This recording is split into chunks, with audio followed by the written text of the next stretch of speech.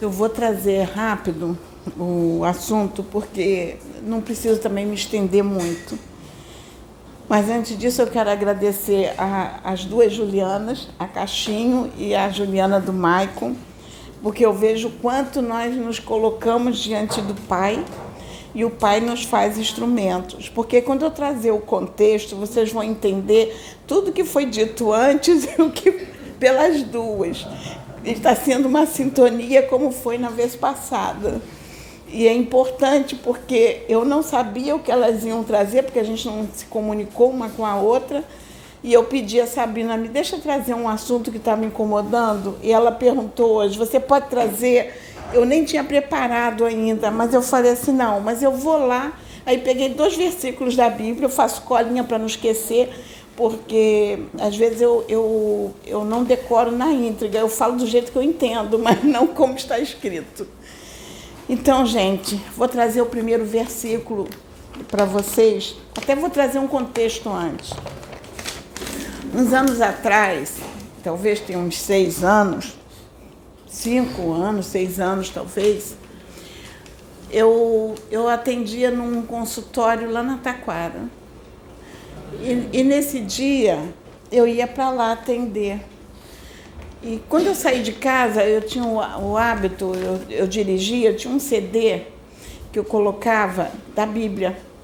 Era do Novo Testamento, que eu gostava muito de ficar ouvindo o Novo Testamento direto, a mensagem de Jesus, a história dos discípulos, eu gostava de estar lendo. Então eu colocava o CD e ficava ouvindo. E no que eu ficava ouvindo, eu ficava conversando com o Pai e ficava questionando as passagens, porque eu ouvia e conversava. Um dia eu estava dirigindo e começou a falar sobre a parábola do filho pródigo. E eu comecei a conversar com o Pai sobre essa parábola. Eu falei, poxa, Pai, e questionando, aí me veio assim, você não entende, ninguém ainda entendeu o que eu quero dizer sobre essa parábola. Você não entendeu ainda. Aí eu disse assim, como eu não entendi? E ele disse assim para mim, o filho pródigo é todos aqueles que eu estou buscando que estão desviados de mim, né? Mas o pai, sou eu estou buscando. Mas tem aqueles que até me buscam, mas não me conhecem. E acham que me conhecem, mas não me conhecem, nem entendem quem eu sou. Por isso que agem dessa forma, como o outro filho agiu. Aí virou para mim e disse assim, agora eu quero que tu vá lá na igreja e vai entregar essa mensagem. E eu não queria ir. Eu falei, pai, não vou não. Que levar essa mensagem lá na igreja que eu frequentava, que a igreja ia desabar em cima de mim. Aí o senhor disse assim, filha, é necessário. Aí eu falei assim, olha, só vou se houver alguma coisa que modifique o meu dia de hoje. Aí atendi a manhã inteira. Quando foi à tarde, chegou a secretária da clínica e disse assim, olha, doutora, os pacientes da tarde todos desmarcaram, só pode ir embora.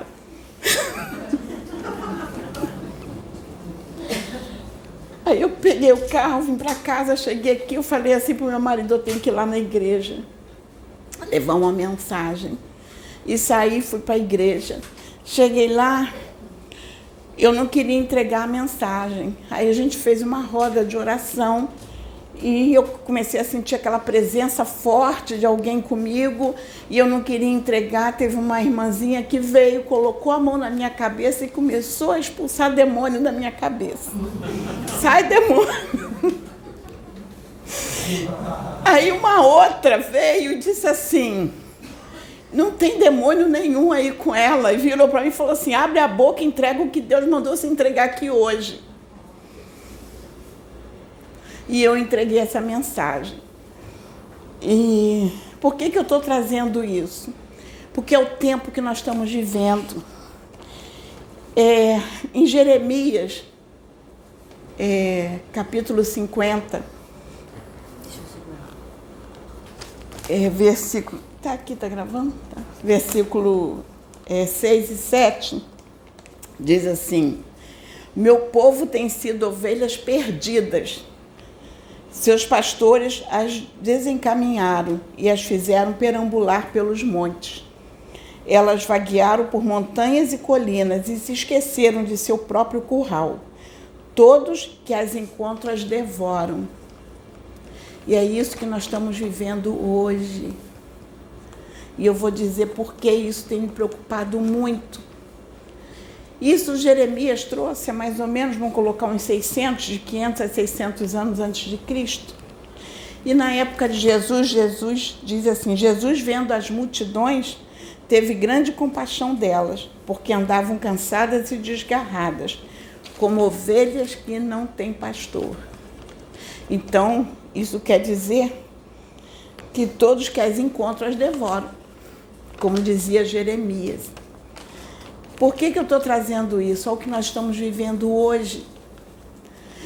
Eu venho, como eu digo que eu venho de berço, fui criada na igreja, eu vi muitas obras sendo criadas, eu vi quando surgiu a Igreja de Nova Vida, como foi a briga pelo pastorado na Igreja de Nova Vida, vi os irmãos que saíram dessa igreja, fundaram suas próprias igrejas, e com visões diferentes. Porque não aceitavam a doutrina daquela igreja, tinham outras visões. Como a gente vê outras denominações divididas, com correntes diferentes de visão. E o que a gente vê hoje? A gente vê pastores ligados a correntes diferentes, a visões diferentes. Não a visão da mensagem do Cristo, não a visão que o Cristo deixou, não a mensagem que ele deixou para nós de amor e perdão. Não. É uma visão estritamente materialista, olhando para si mesmo, achando que o ganhar muito, o acumular riqueza, ter uma boa conta bancária, ter vamos colocar uma fortuna, vamos dizer assim, nesse contexto mais grosseiro, é bênção de Deus. Não é não. Isso não quer dizer que quem tenha dinheiro, que ganha dinheiro com o seu fruto do seu trabalho, que eu digo assim, que tem uma situação boa e que está fazendo a obra de Deus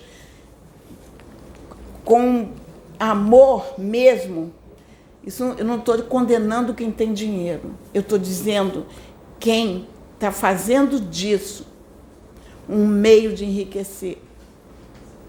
Não tem pena nenhuma de manipular as ovelhas da casa do Pai. Não tem pena nenhuma de mexer com a cabeça das ovelhas. Não tem pena nenhuma de trazer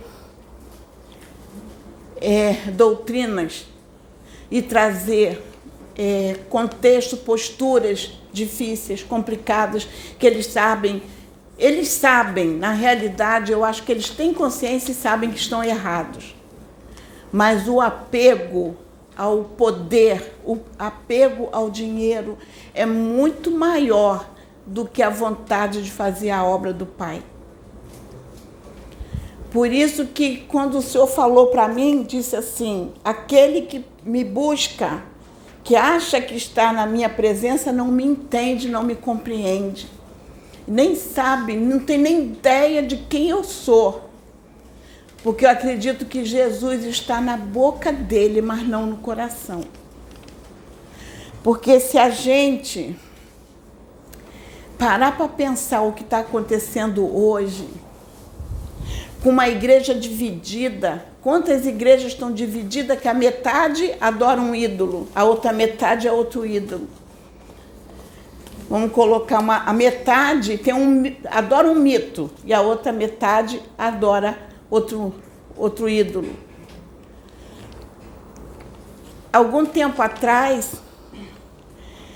se vocês forem, a gente vê a história política da nação, algum tempo atrás, nós sofríamos porque era o rico contra o pobre.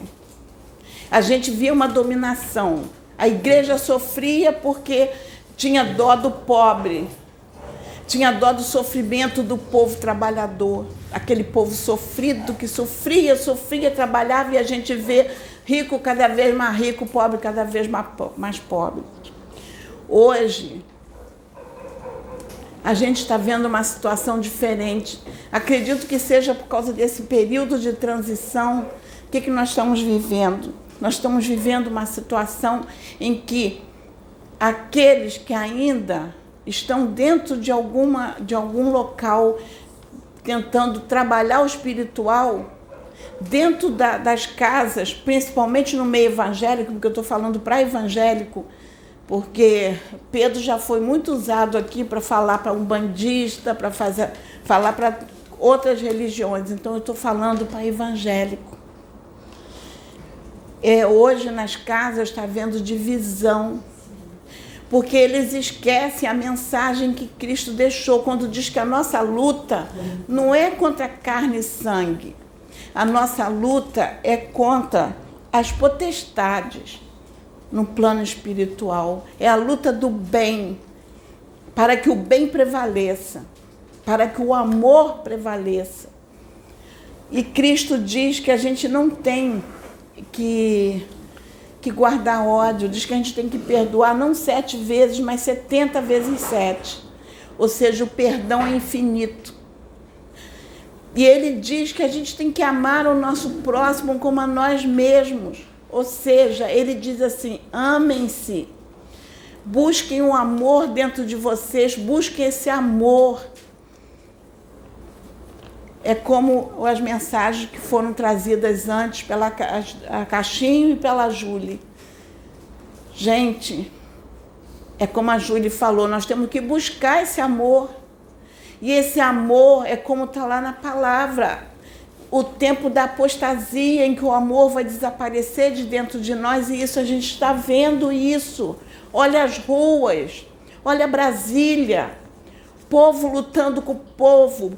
Deus olha para cá, eu acho que Deus chora de ver o povo evangélico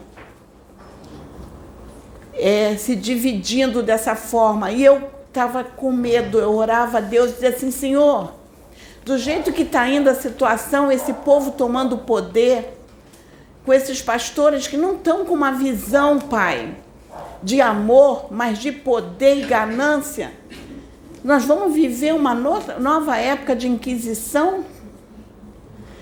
Nós vamos viver uma nova época de caça às bruxas?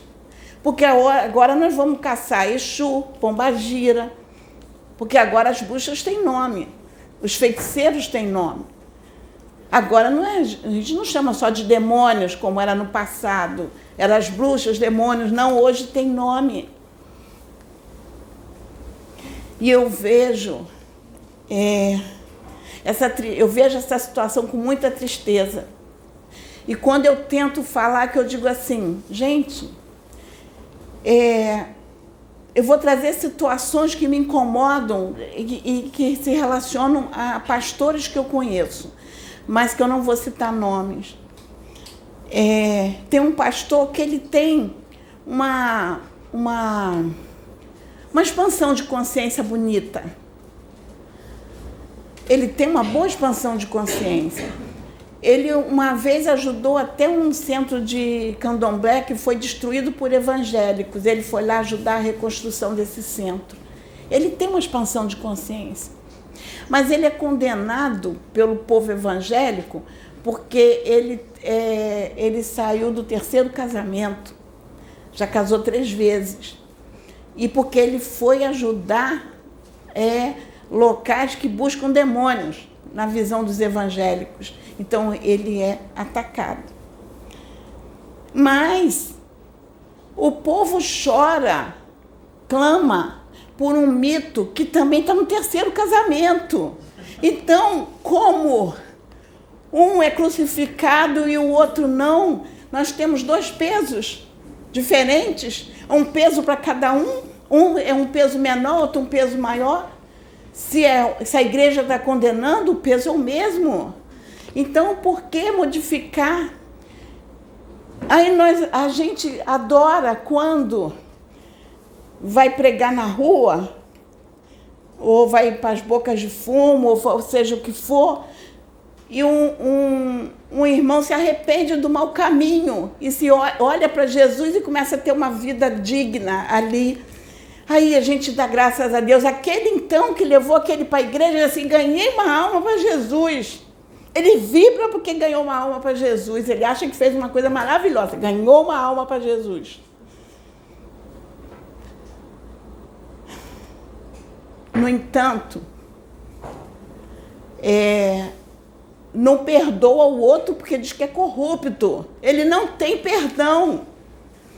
Aquele que tirou vida tem perdão, o outro não. 2 pesos. Um peso maior para um peso menor para outro. Onde é que está o evangelho, gente? Onde é que está o Jesus dentro do nosso coração? Onde é que está a mensagem de Jesus? Aonde é que ela foi parar nos nossos corações? Ou será que Jesus está falando na nossa boca?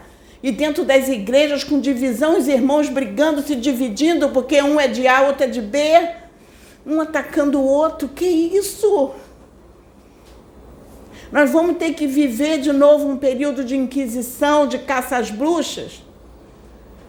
Nós vamos ver a igreja destruída, como foi na época, quando começou, os discípulos foram todos crucificados, todos mortos. Os evangélicos foram para a arena. Os evangélicos não, os cristãos foram para a arena, os judeus, porque naquela época ainda não tinha um cristianismo. Se trazia uma mensagem nova. Era uma mensagem nova, era uma expansão de consciência para a época. E nós hoje estamos trazendo expansão de consciência para hoje, para a época de hoje. Tanto conhecimento à disposição que evangélico não quer ler. Sabe por quê? Porque quem traz serve a Satanás. Porque quem traz é umbandista, quem traz é kardecista, quem traz é budista, quem traz é padre, quem traz porque é da igreja católica. Então, condeno, não pode. Como não pode? Como não pode? Gente, é Deus.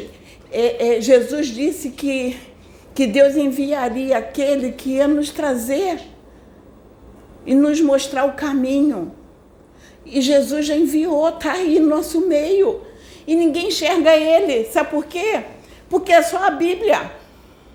Uma vez eu disse aqui que os evangélicos fizeram da Bíblia a mesma coisa que muitos fizeram do Livro dos Espíritos. Se não está ali, não é aceito. Onde é que está a diferença? Mas eu quero falar para os evangélicos, só estou trazendo esse contexto, que eu já falei sobre isso. Então, gente, é hora de mudança. Eu vejo o discurso de ódio nas ruas, discurso de ódio dentro das igrejas, pastores pregando ódio.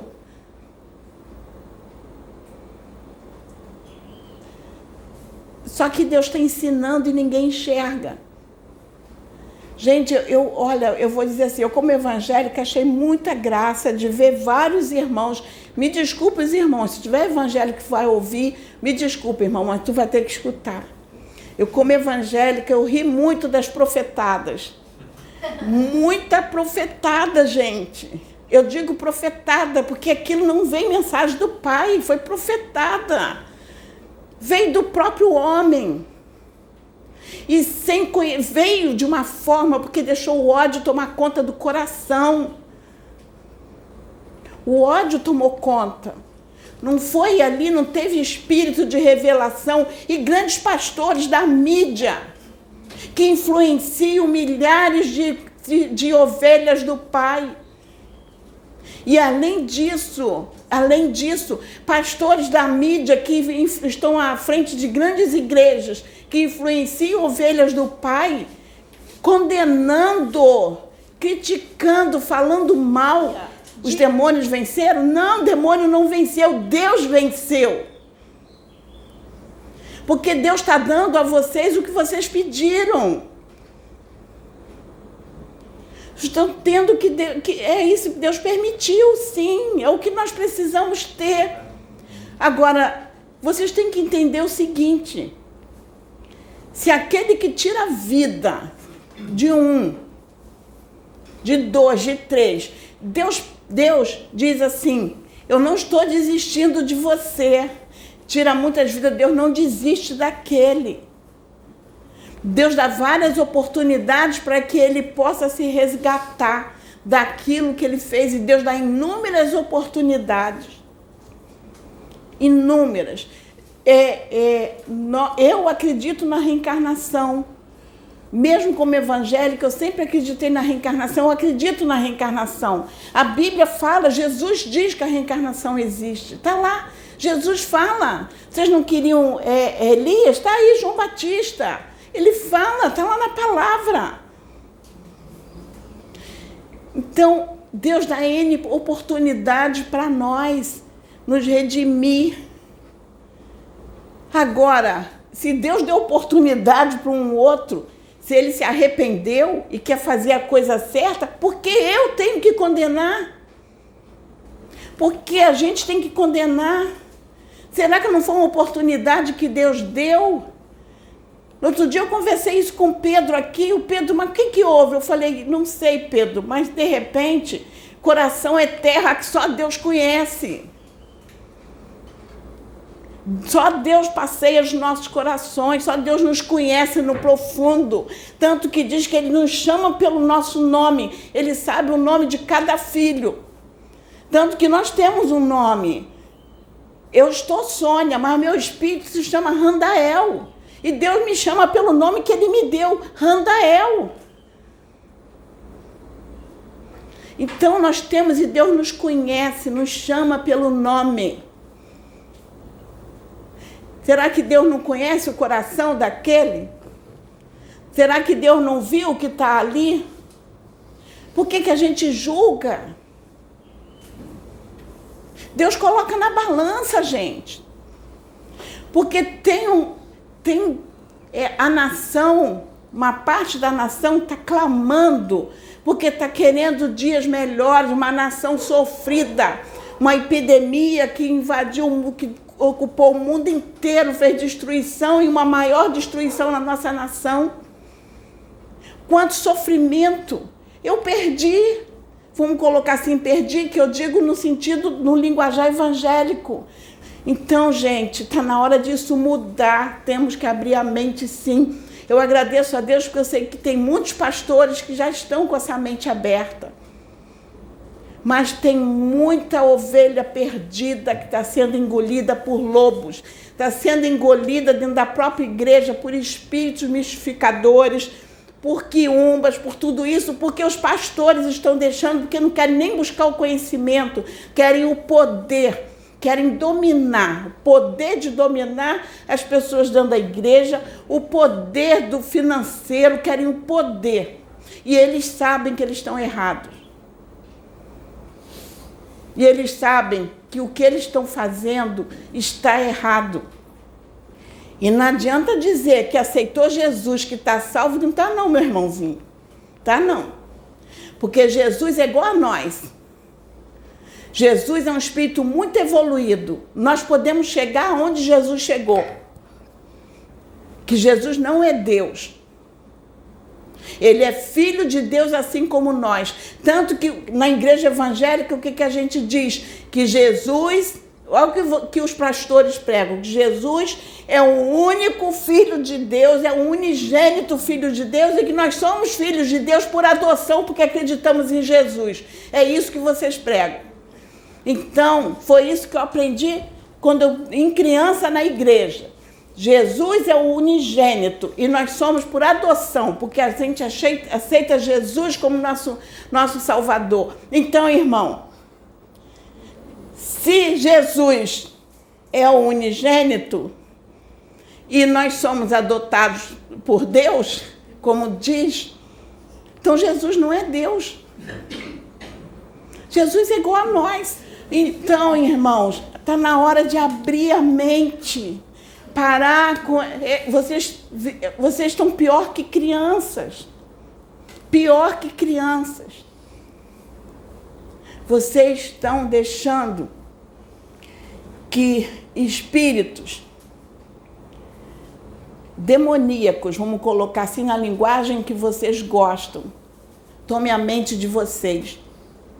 Tanto deixaram que você sobe no púlpito, você só prega agredindo, ofendendo, gritando.